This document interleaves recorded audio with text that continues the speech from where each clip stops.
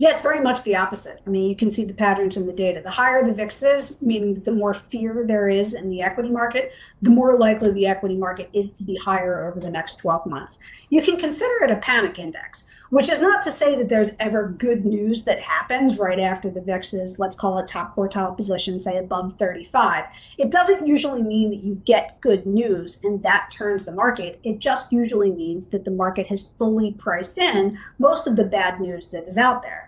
Said differently, there's nobody left to sell, which is not to say that there's not any individual left to sell, but for the most part, the sellers have likely already sold. So the next move is usually an incremental positive, which leads to incremental buying.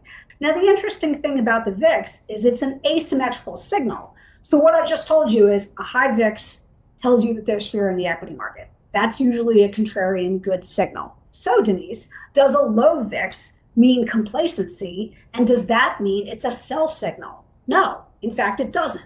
Ironically, you get this weird U-shaped pattern in terms of the VIX, meaning when the VIX is complacent, let's call it, bottom quartile positioning. I think that's, let's call it under 18. When it's under 18, that's actually the underpinning of a secular bull market, meaning that you usually have complacency at the point at which the market is going higher. So that's often a good situation. And a high VIX is a good situation. It's usually in that muddy middle where the VIX is in a certain range and going higher, that where you actually see the problems associated with the market. Now, the interesting part about what I would call our leg of the secular bull market is we keep gyrating between very high VIX conditions, a whole lot of fear, and boom, right back down to complacency. So statistically, you're bouncing in between the two best setups statistically for the market. A whole lot of fear that gets resolved quickly. It is usually a good complacency environment for an underpinning of a secular bull market,